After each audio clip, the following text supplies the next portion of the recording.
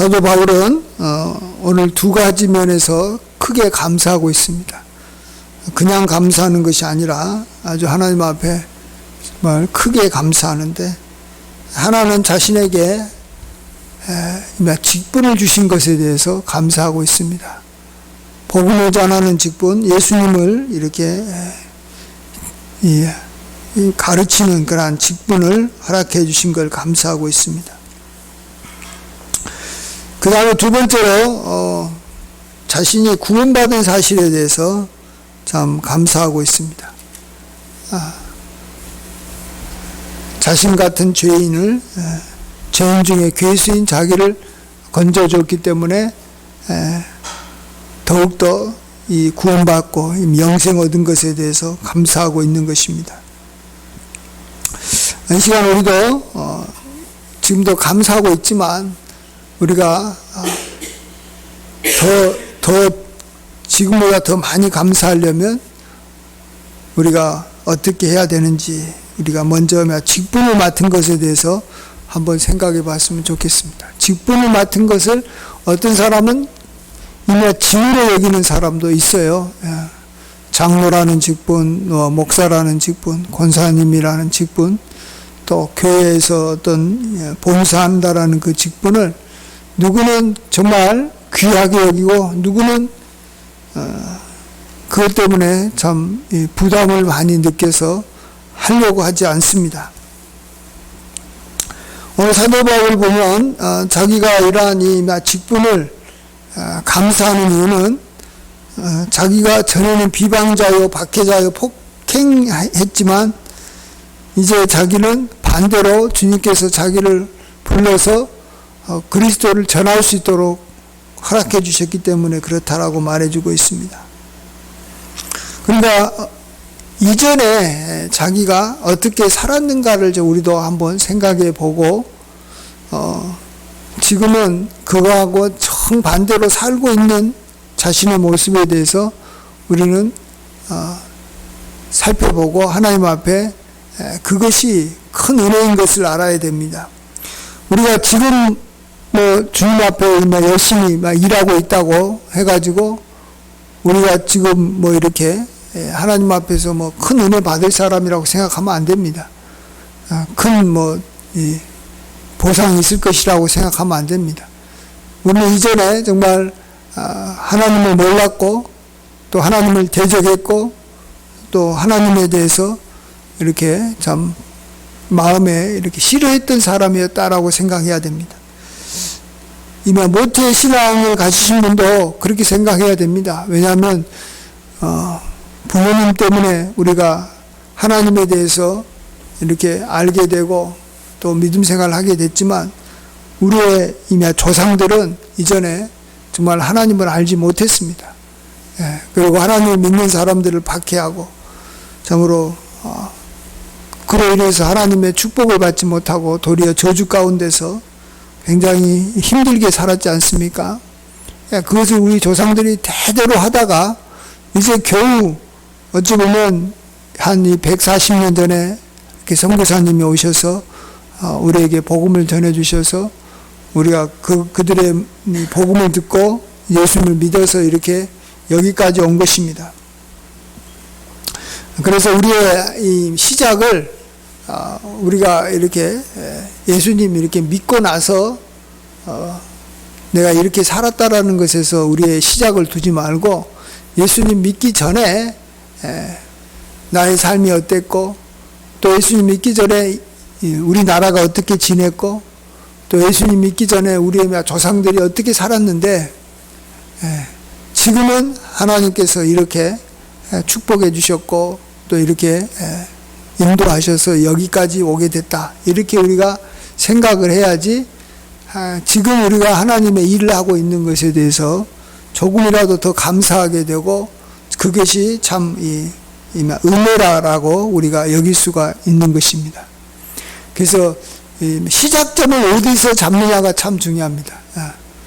하나님께서 내게 참 나에게 충성된 것을 보고 이렇게 나에게 직분을 맡겠다 이렇게 보지 마시고 정말로 내가 아무것도 모르고 하나님을 대적하는 나를 하나님께서 충성되이 이미 여겨서 충성되어서 직분을 맡긴 게 아니라 그냥 앞으로 충성할 것이라고 믿고 소망하면서 우리에게 이 직분을 맡겼다라는 것입니다.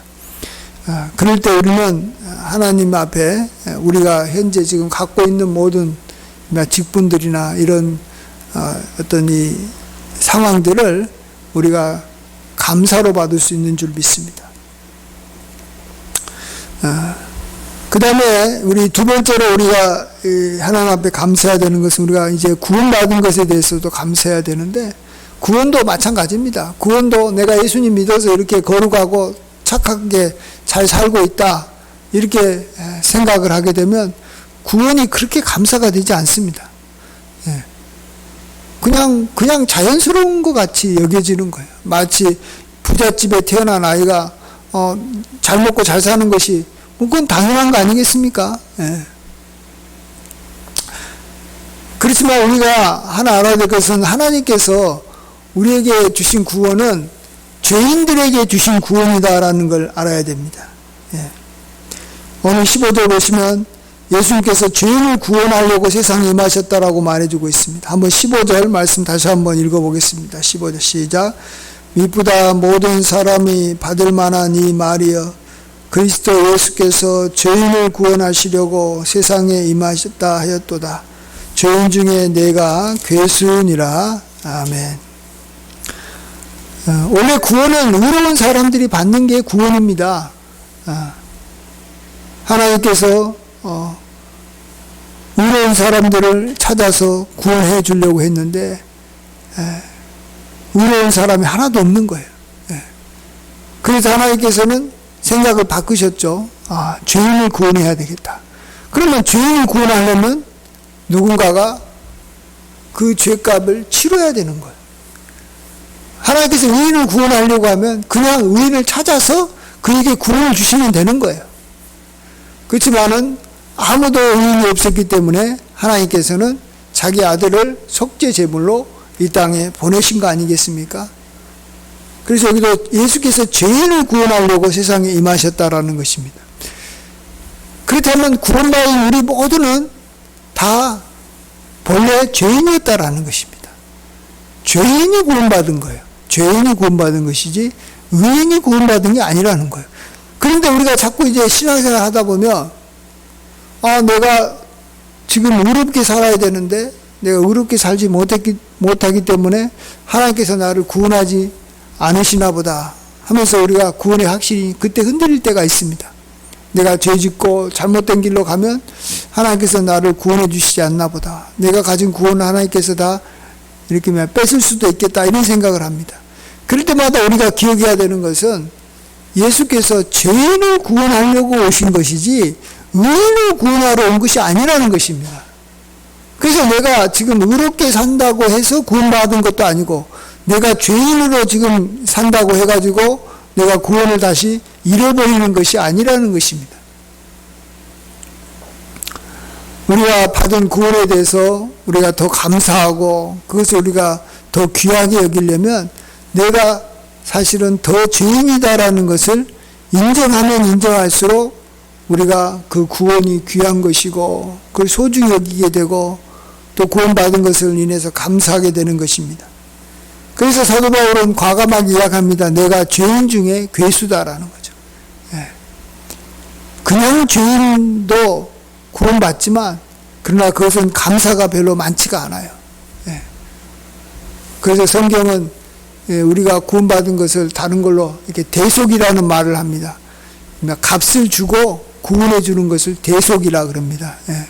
그래서 속전, 값을 이렇게 치르는 돈을 속전이라 그러는데 이렇게 주님의 보혈이 우리를 속한 그러한 값이다라는 것입니다.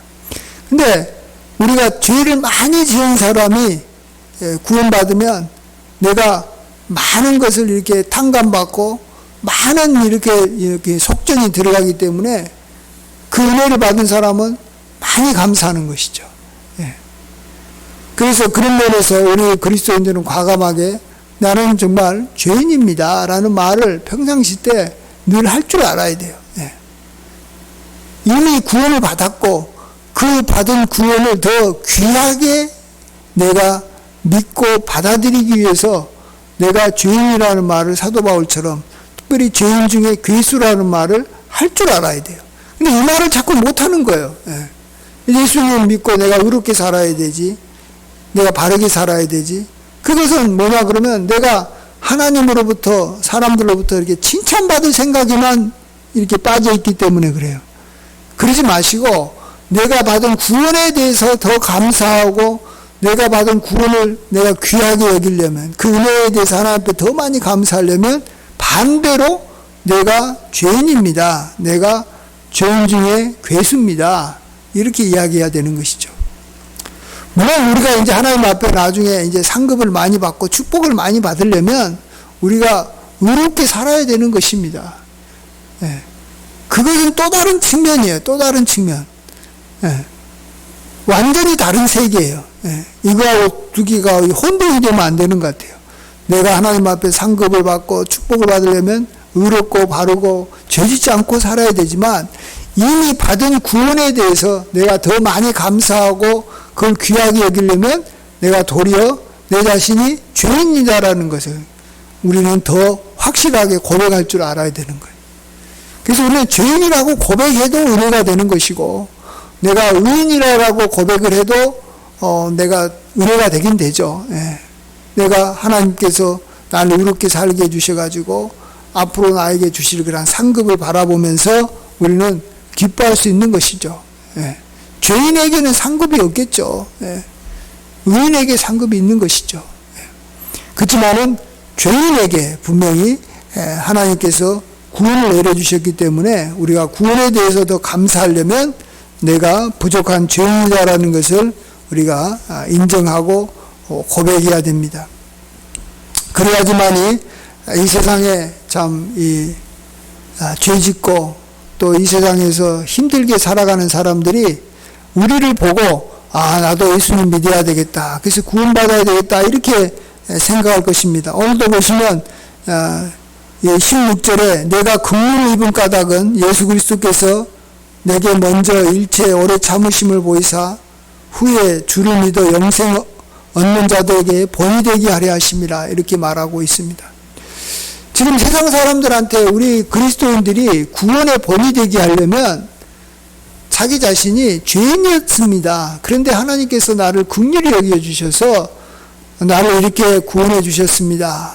이런 것이 우리의 말과 행실을 통해서 세상에 사람들한테도 이렇게 전달돼야 되는 것입니다.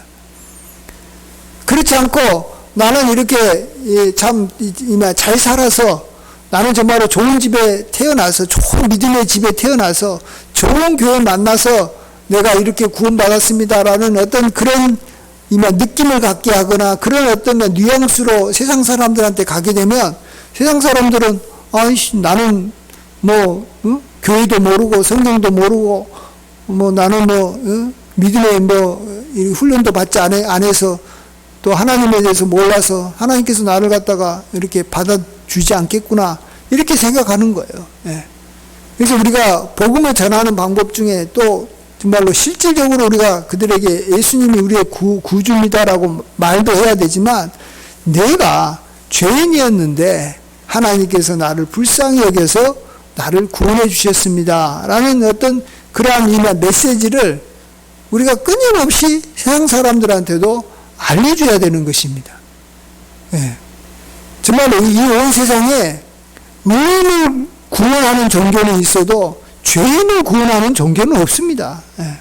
다 자기가 돌을 닦아서 해탈해서 자기가 어느 경지에 이르러야지만 구원받는 것이지 자기가 정말로 죄인인데 내가 악한데 긍휼을 입어서 구원받는 게 어디 있어요? 예.